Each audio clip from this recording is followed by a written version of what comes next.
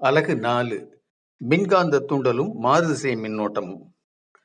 பகுதி 4.7.5 தொடர் எல்சிஆர் மாறுதிசை மின்னோட்ட சுற்று. வழங்குபவர் வே. சுப்பிரமணியன். வணக்கம், சுப்பிரமணியன். இந்த காணொலியில் நான் தொடர் எல்சிஆர் சுற்றை பற்றி சொல்லியிருக்கிறேன். கூடவே ஒரு அனிமேஷன், ஜாவா அனிமேஷனும் இணைச்சிருக்கிறேன். ரெண்டையும் சேர்க்கும் போது இது கொஞ்சம் லென்த்தியாக போயிடுச்சு. அதாவது 30 நிமிஷம் வரைக்கும் போயிடுச்சு. சாதாரணமாகவே யாருமே காணொலியை 10-15 நிமிஷத்துக்கு மேலே பார்க்குறதுக்கு விரும்புறது இல்லை. அப்படி இருக்கும்போது இது 30 நிமிஷம் போகிறதுங்கிறது கொஞ்சம் எனக்கே கொஞ்சம் நெருடலாக இருந்தது. இருந்தாலும் இது ரொம்ப யூஸ்ஃபுல்லாக இருக்கும். உங்களுக்கு கிளாஸில் டீச் பண்ணும்போது ரொம்ப யூஸ்ஃபுல்லாக இருக்கும்ங்கிறது என்னுடைய எண்ணம். அதே போல் மாணவர்களும் இதை பார்க்கும்போது நீங்கள் உண்மையிலேயே எல்சிஆர் சுற்று, ரெசனன்ஸ், அதை பற்றி ஒரு தெளிவான ஐடியா ஃபார்ம் பண்ணிக்கலாம். அதாவது உங்களுக்கு ரொம்ப பயனுள்ளதாக இருக்கும்னு நினைக்கிறேன். நீங்கள் உங்களுடைய பின்னூட்டங்களை இதில் கண்டிப்பாக நீங்கள் கொடுங்க. இந்த ஜாவா அனிமேஷன் நான் நெட்லேருந்து தான் எடுத்திருக்கிறேன். அந்த அனிமேஷனுடைய ஆசிரியருக்கு என்னுடைய மனமார்ந்த நன்றியை தெரிவித்துக் கொள்கிறேன். இது டவுன்லோடபிள் தான், கிரியேட்டிவ் காமன் லைசன்ஸில் தான் இருக்குது. ஆகையினால நீங்களும் இதை என்ன பண்ணலாம், டவுன்லோட் பண்ணி உங்களுடைய கிளாஸ் யூஸுக்கு பயன்படுத்தலாம். இப்போது காணொலிக்குள்ளே நம்ம போகலாம். அலகு 4 மின்காந்த தூண்டலும் மாறுதிசை மின்னோட்டம் பாடத்தில் பகுதி 4.7.6 இந்த பகுதியில் மின்தடையாக்கி, மின்தூண்டி மற்றும் மின்தேக்கி ஆகியவை தொடர் இணைப்பில் உள்ள ஒரு ஏசி சுற்றை நாம் பார்க்க போகிறோம். அல்லது இந்த சுற்றை எளிதாக தொடர் ஆர்எல்சி சுற்று என்று அழைக்கிறோம். வழக்கம் போல ஒரு மின்னழுத்த மூலம் V=Vn sin ωt, ஒரு மின்தடையாக்கி, ஒரு மின்தூண்டி, ஒரு மின்தேக்கி, இவற்றோடு இந்த மூன்றும் தொடர் இணைப்பில் இணைக்கப்பட்டிருக்கின்றன. இந்த மின்தடை மூலத்தினுடைய காரணமாக, இது தரக்கூடிய மின்னழுத்த வேறுபாட்டின் காரணமாக I என்ற மின்னோட்டம் RLC இவற்றின் வழியாக செல்லும். ஆனால் செல்லக்கூடிய மின்னோட்டம் என்னவோ I தான். அதில் எந்த விதமான மாற்றமும் இல்லை. தொடர் இணைப்பில் எப்போதும் மின்னோட்டம் மாறாது, மின்னழுத்தம் தான் வேறுபடும். ஆனால் பக்க இணைப்பாக இருந்தால் மின்னழுத்தம் ஒன்றாக இருக்கும், செல்லக்கூடிய மின்னோட்டம் வேறுபடும். இதை நீங்கள் ஏற்கனவே உங்களுக்கு தெரிஞ்சிருக்கும். இங்கே அதை போல் மின்தடையாக்கி ஆருக்கு குறுக்காக மின்னழுத்தம் VR, மின் தூண்டி VLக்கு குறுக்காக மின்னழுத்தம் VL, மின் தேக்கிக்கு குறுக்காக மின்னழுத்தம் VC. இந்த மூன்றையும் நம்ம முதல்ல எவ்வளவுன்னு கண்டுபிடிச்சுக்குவோம். இப்போது இது செல்லக்கூடிய மின்னோட்டம் I என்பது நமக்கு தெரியும். அந்த ஐயினுடைய மதிப்பை நம்ம தனித்தனியாக நம்ம கண்டுபிடிக்க போகிறோம். முதல்ல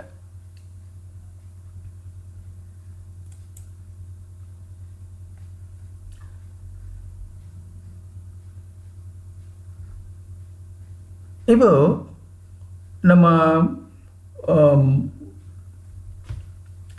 பார்க்கும்போது ஆர் வழியாக செல்லக்கூடிய மின்னோட்டத்திற்கும் இதில் இருக்கக்கூடிய மின்னழுத்தத்திற்கும் எந்த விதமான கட்ட வேறுபாடு இருக்காது. காரணம் என்னென்னா, இது ஆர் சுற்று நம்ம ஏற்கனவே பார்த்துருக்குறோம். இதில் மின்னோட்டமும் மின்னழுத்தமும் ஒரே கட்டத்தில் இருக்கும் என்று சொல்லியிருக்கிறோம். ஆனால் இந்த எல் சுற்றை நம்ம எடுத்துக்கொண்டால், எல் சுற்றில் ஒரு சின்ன பிரச்சனை இருக்கும். என்ன பிரச்சனை அப்படின்னு கேட்டால், மின்னழுத்தம் மின்னோட்டத்தை விட π/2 கட்டம் முன்னால் இருக்கும். அதாவது மின்னழுத்தம் முன்னால் போகும், மின்னோட்டம் பின்னால் வரும். π/2 கட்டம் 90 டிகிரிஸ் லேக் ஆகும். அதே இது மின் தேக்கியை பொறுத்தவரை இது தலைமாற்றி இருக்கும். எப்படின்னா, மின்னோட்டம் முன்னால் போகும், மின்னழுத்தம் பின்னால் வரும். ஆக மொத்தம் இந்த மூன்று வெவ்வேறான பண்புகளை கொண்டதாக இருக்குது. ஸோ இந்த மூன்று இப்போ தொடர் இணைப்பில் இருக்குது. இப்போ நம்ம என்ன செய்கிறது, அடுத்தது உடனே என்ன பண்ணுறோம், வெக்டர் வரைபடத்துக்கு போயிடுறோம். இப்போ முதல்ல என்ன பண்ணுறோம், OA வெக்டர் வரைகிறோம்.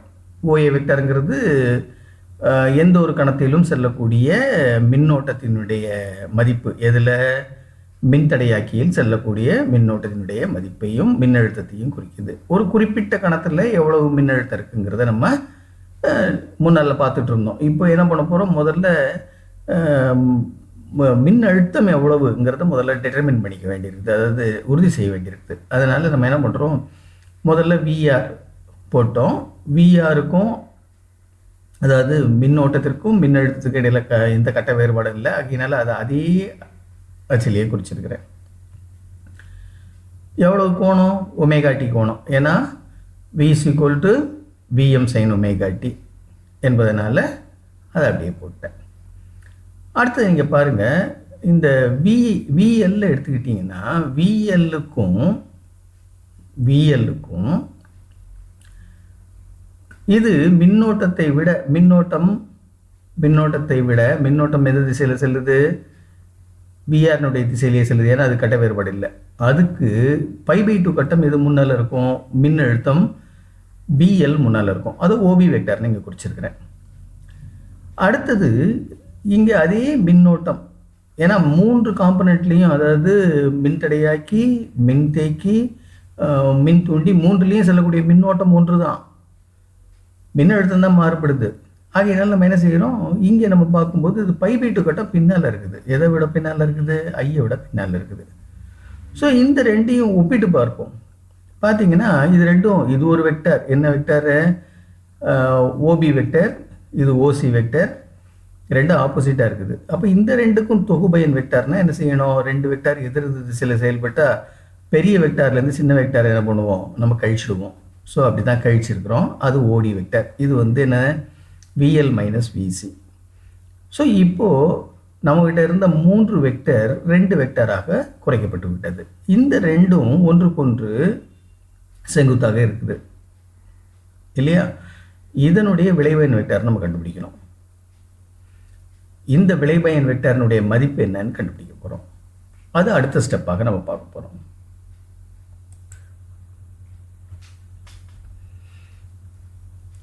இப்போ இந்த விளைபயன் வெக்டாரினுடைய மதிப்பு V. இதை எப்படி கண்டுபிடிக்கலாம், இதை நம்ம எந்த வகையில் கண்டுபிடிக்கிறோம் அப்படின்னா, இது VL - VC வெக்டார் என்றால் இதுவும் என்னதான் இருக்கும், VL - VCயாக தான் இருக்கும். ஏன்னா இது ரெண்டும் எப்படி இருக்குது, இந்த 2 பக்கமும் இணையாக இருக்கும். ஏன்னா இது வந்து வெக்டர் இணைகிற விதியை பயன்படுத்தி இருக்கிறோம். ஸோ இது உங்களுக்கு பார்த்த உடனே தெரியும், இந்த பகுதி எவ்வளவு, VL - VC என்று தெரியும். இந்த கோணம் φ, இது OE என்பது நம்முடைய தொகு மின்னழுத்தம், அதாவது சுற்றினுடைய தொகு மின்னழுத்தம். அதாவது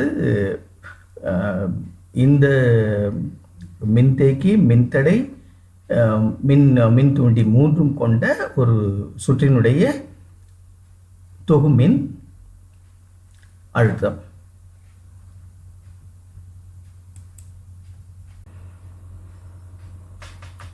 இப்போ நம்ம பார்க்கலாம், Vm² = எவ்வளவு, VL - VC² + VR². இது சமன்பாடு 1ன்னு வச்சுக்கிறேன். அடுத்து Vm² = ImXL - ImXc² + ImR².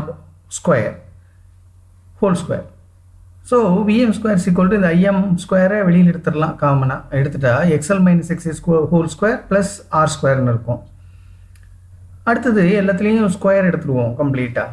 அப்போ இந்த Vm ஆகிடும், இது IM ஆகிடும். இதுக்கு இந்த ஃபேக்டருக்கு அப்படியே ரூட் வந்துடும். So Vm = IM √R² + XL - Xc². இது 2வது சமன்பாடுன்னு எடுத்துக்குவோம்.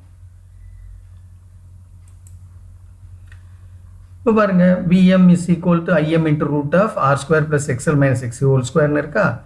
ஸோ நமக்கு IM தான் வேணும். IM அதாவது சுற்றிலுடைய எல்லா காம்பனண்ட் வழியாகவும் போகிற மின்னோட்டத்தினுடைய பெரும் மதிப்பு. அது எவ்வளவு, Vm √R² + XL - Xc² கிடைக்கும். இந்த கீழே இருக்கிற ஃபேக்டரை அப்படியே இசட்னு வச்சுக்கிறேன். அதாவது சுற்றினுடைய மின் எதிர்ப்பு, தொகு மின் எதிர்ப்பு, மொத்த மின் எதிர்ப்பு எப்படி வேணாலும் சொல்லலாம். அல்லது இசட் என்பது மின் எதிர்ப்பு, impedance of the LCR circuit. அது எவ்வளவு, Z = R² + XL - Xc². இது 3வது சமன்பாடு.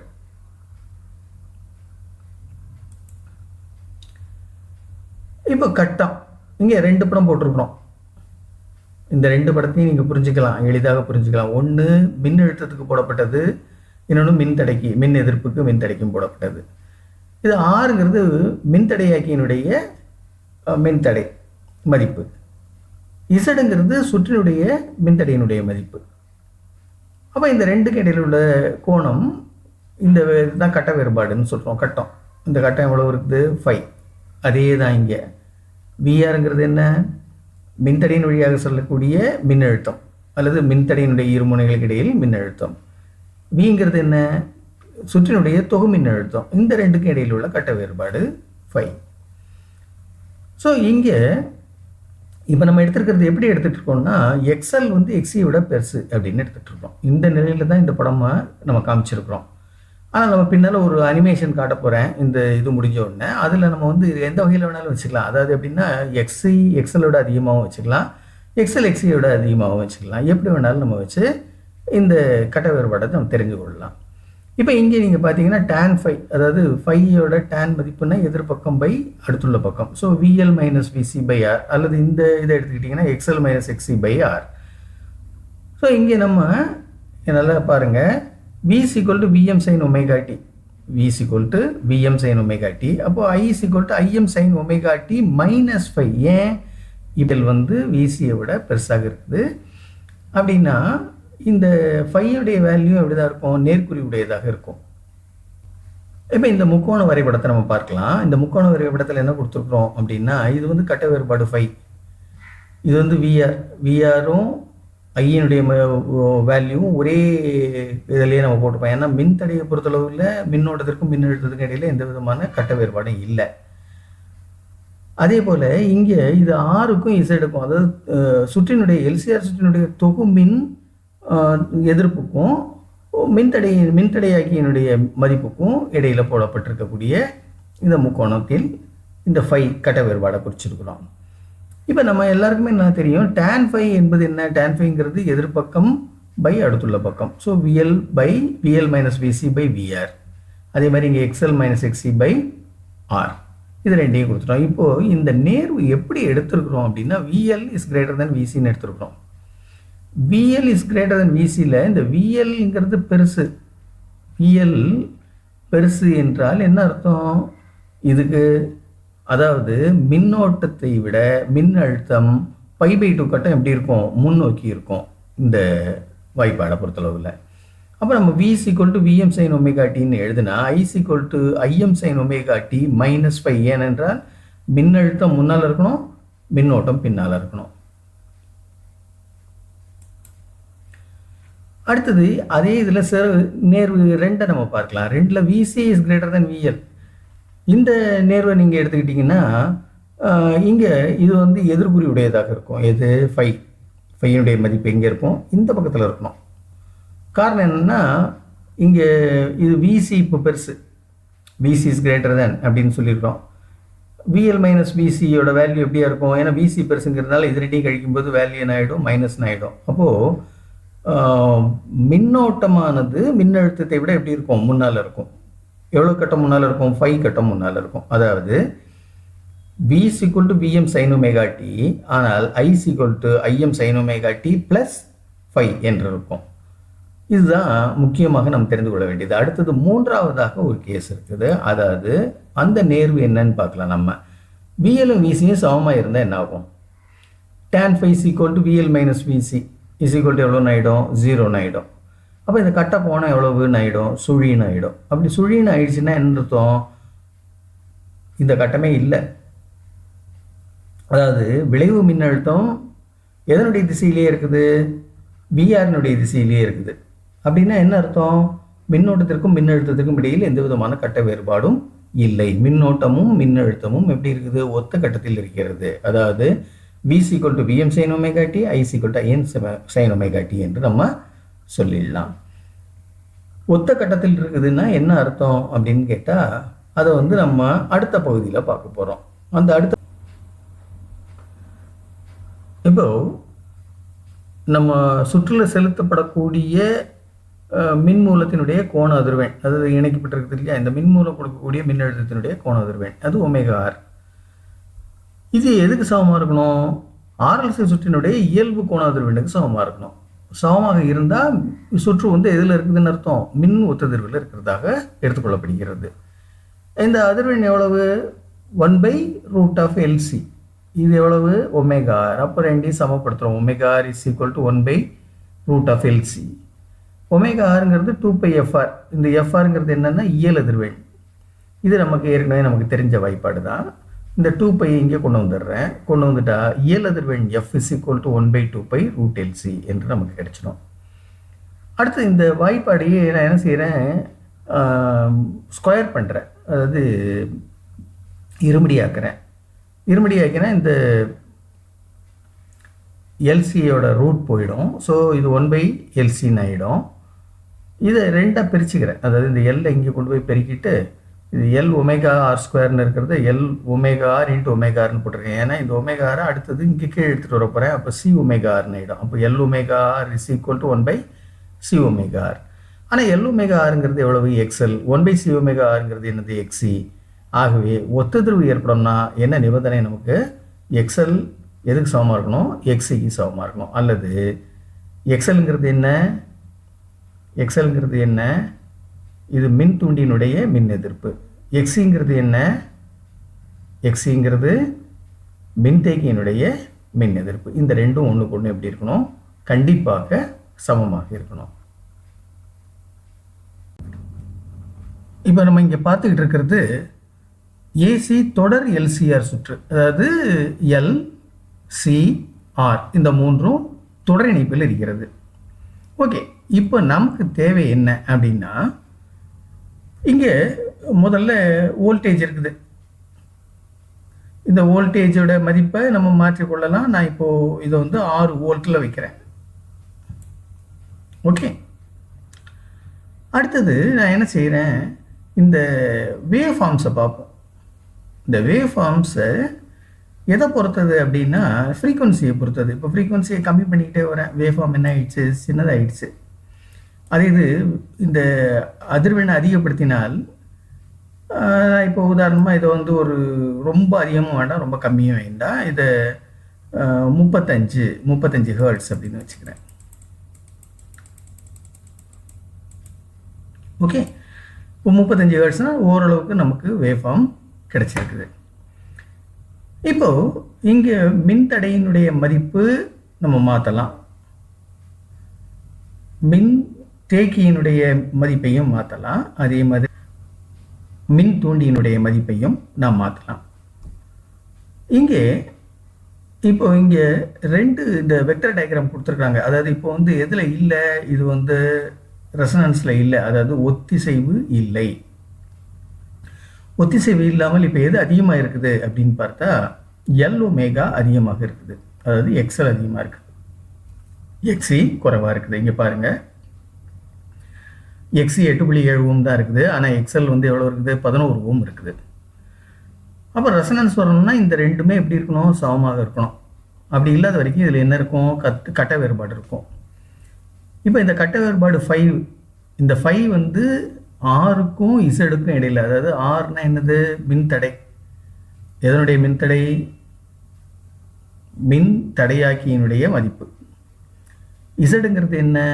சுற்றினுடைய மொத்த மின் எதிர்ப்பு. இந்த ரெண்டுக்கும் இடையில் உள்ள கட்ட வேறுபாடு தான் இங்கே 5 கொடுக்கப்பட்டிருக்குது. அது எவ்வளவு இருக்குது?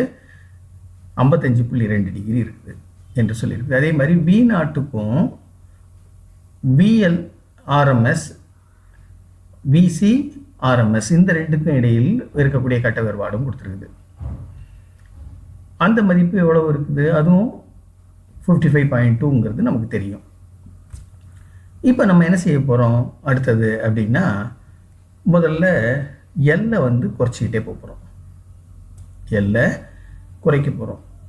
தெரியுதா? குறைச்சிக்கிட்டே வந்து 8.3. இப்போ எது ஜாஸ்தி ஆகிடுச்சு? இந்த குரங்கப்பம் கதையை சொல்லுவாங்க இல்லையா, அதே மாதிரி இப்போது XC அதிகமாகிடுச்சு, 8.7. XL எப்படி இருக்குது? கம்மியாக இருக்குது, 8.3 தான் இருக்குது. அப்போது ரெண்டுக்கு இடையில் கொஞ்சம் வித்தியாசம் இருக்குது. XL ஆனாலும் XC இப்போது அதிகம். முன்ன இருந்த கேஸ் இல்லை, இப்போது அதிகம். இப்போ இன்னும் கொஞ்சம் கூட குறைப்போம். இப்போ ரெண்டு விஷயம் நோட் பண்ணுங்கள். முன்னால் எங்கே இருந்தது? இந்த புள்ளி இந்த பக்கம் இருந்தது. அதாவது எந்த சைடில், எதனுடைய பக்கத்தில் இருந்தது? XLனுடைய பக்கத்தில் இருந்தது. இப்போ எங்கே வந்துடுச்சு? இது குறைஞ்சிருக்குது. இசட்டினுடைய மதிப்பு குறைஞ்சிருக்குது.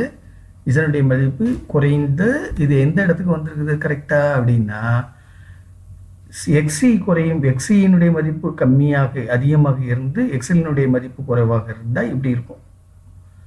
இதே இது இப்போ 2 சமமாக இருந்தால் இந்த புள்ளி எங்கே போயிடும், மேலே இந்த ஒத்ததிசைவு பாயிண்ட்டுக்கு வந்துடும். இப்போ அதை பார்ப்போமா, இதை கொஞ்சம் கொஞ்சமாக அதிகரித்து எக்ஸல் எவ்வளோ கொண்டு வர போகிறேன், 8.7க்கு கொண்டு வந்துடுறேன். 8.7 தானே வேணும் நமக்கு.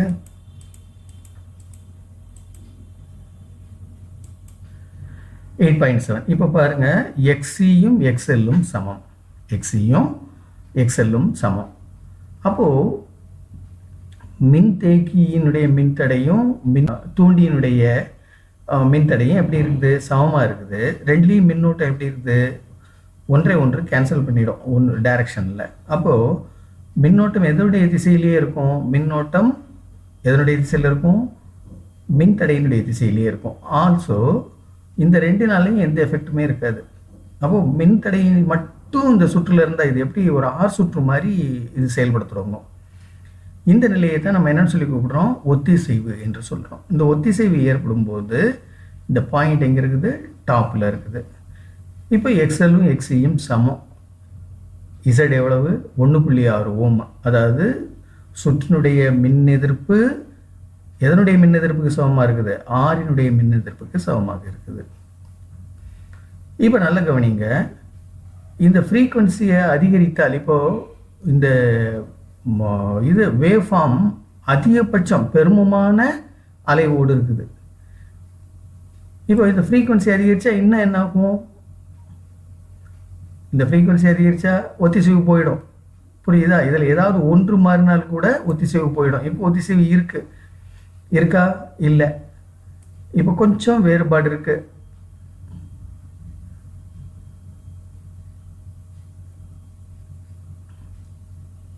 இப்போ தெரியுதா, எப்போவுமே ஒத்திசைவு இல்லை. மூன்றும் ஒன்றாக எப்போ வருது அப்படின்னு பார்க்கும்போது இதை கொஞ்சம் எதை கூட்டணும், இப்போது எக்ஸ்எல்ல கூட்டணும்.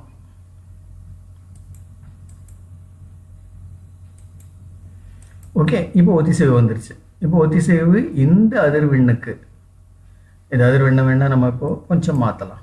35 ஆக்கிடலாமா, 35 40 கூட வச்சுக்குவோம்.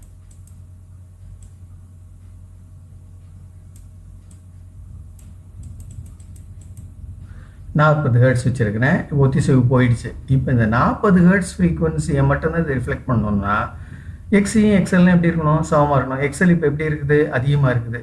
இதை கம்மி பண்ணுவோம்.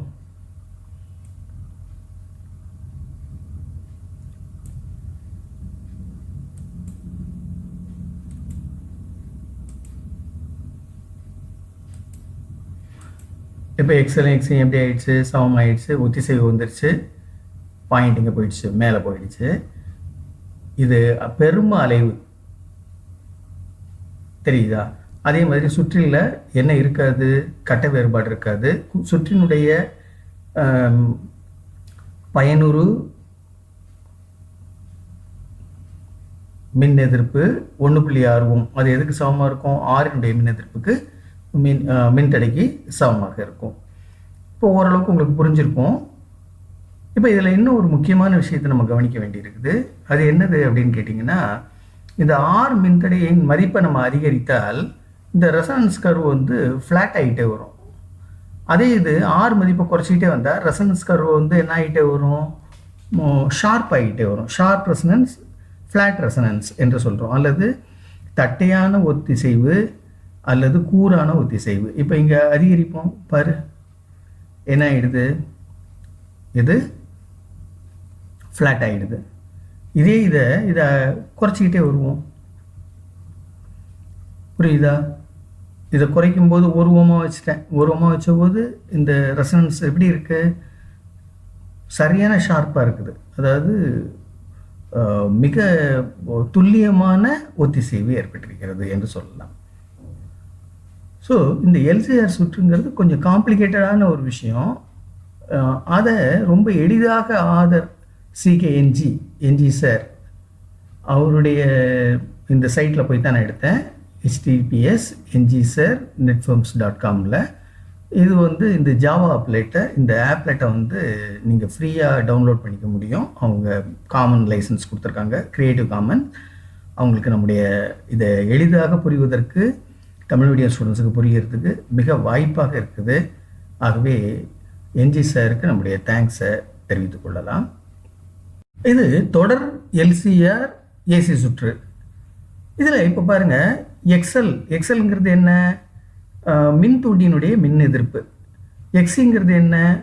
மின்தேக்கியினுடைய மின் எதிர்ப்பு. நம்ம இதை பற்றி படிக்கும்போதே நம்ம என்ன சொல்லியிருக்கோம்னா, மின் எதிர்ப்பு என்பது அதிர்வெண்ணை பொறுத்தும் மாறும். அதே நேரத்தில் ஒரு மாறாத எல் இருந்தால் அதிர்வெண் மாறினால் எக்ஸல் வந்து கூடவோ அல்லது குறைவோ செய்யும். அதே போல் சி மாறாமல் இருந்து ஒமேகா அல்லது அதிர்வெண் மாறினால் கூட ஒமேகா = 2πf, எஃப் மாறினால் கூட எது மாறும்? எக்ஸி மாறும் என்று சொல்லியிருக்குது. இப்போ நான் என்ன பண்ணுறேன், இதை முதல்ல ஒரு ரெசனன்ஸில் கொண்டு வச்சுக்கிறேன். ஃபஸ்ட்டு என்னுடைய வசதிக்காக நான் என்ன பண்ணுறேன், இது ரெண்டையும் சமமாக வச்சுக்கிறேன். ஸோ இங்கே இப்போ எக்ஸி கம்மியாக இருக்குது, எக்ஸல் அதிகமாக இருக்குது. எக்ஸலில் வந்து நான் கம்மி பண்ணுறேன்.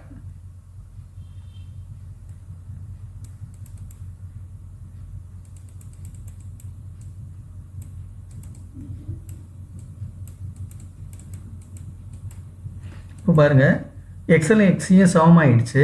ஆகையினால என்ன இருக்குது? Resonance occurs, XL = XC. Okay, இப்போ இந்த கண்டிஷனில் வரும்போது நான் என்ன பண்ணுறேன், முதல்ல சியையும் எல்லையும் மாற்ற போகிறது இல்லை. எதை மட்டும்தான் மாற்ற போகிறேன்? ஒமேகா மட்டும்தான் மாற்ற போகிறேன். ஒமேகானா ஃப்ரீக்வன்சி. இப்போது அதாவது 2πf.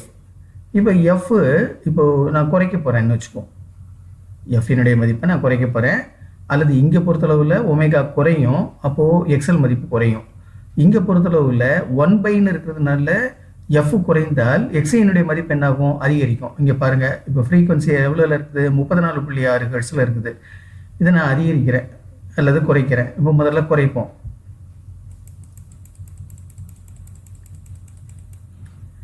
தெரியுதா? இப்போ நான் இதை 32.4 கொண்டு வச்சுட்டேன். 32.4 ஹெர்ட்ஸுக்கு நான் குறைச்ச உடனே இங்கே என்ன ஆயிடுச்சு? எக்ஸின் மதிப்பு அதிகரிச்சிருக்குது. அதாவது அதிர்வெண்ணை குறைத்தால் சி மாறலைன்னா கூட எது குறைச்சி? சி ஒமேகாவை, அதாவது ஃப்ரீக்வன்சி குறைத்தால் சி மாறலைனாலும் எக்ஸியின் மதிப்பு அதிகமாகிடுச்சு. ஆனால் எக்ஸல் மதிப்பு என்ன ஆகிருக்குது? குறைஞ்சிருக்குது. இது தலைமாற்றி இருக்கும். எப்போது? இதனுடைய மதிப்பை இப்போது 34.4ன்னு மாற்றுறேன். 34.4ன்னு வச்சுக்குவோம்.